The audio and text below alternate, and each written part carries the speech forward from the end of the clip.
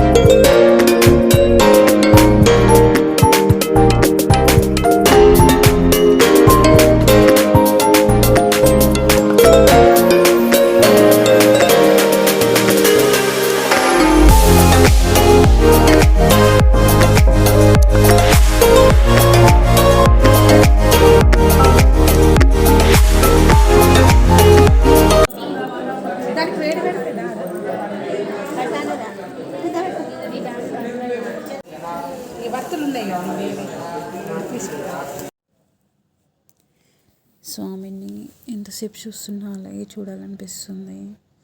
స్వామి అలా శంఖచక్ర నామాలతో వెలిసి వెనకాల విష్ణుమూర్తి అమ్మవార్లతో ఉన్నారు. మేము అక్కడ మా గోత్రనామాలు చెప్పుకొని అర్చన చేయించుకున్నాము.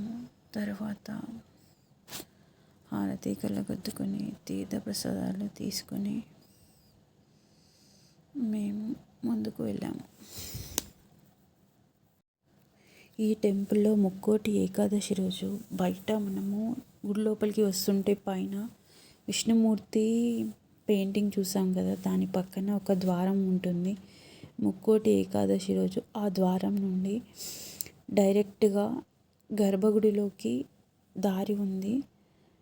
ముక్కోటి ఏకాదశి రోజు దర్శనము కొండపై నుండి డైరెక్ట్ గర్భగుడిలోకి వచ్చి దర్శనం చేసుకుంటారు. ఉదయాన్నే అలా కొండపైనకు వెళ్ళి దర్శనం చేసుకోవడం వల్ల చాలా ఆనందంగా ఉంటుంది. స్వామి ఆ గుట్ట ఆ గుట్టలో అలా స్వయంభుగా వెలవడం చాలా చూడ్డానికి చాలా ఆనందంగా ఉంటుంది.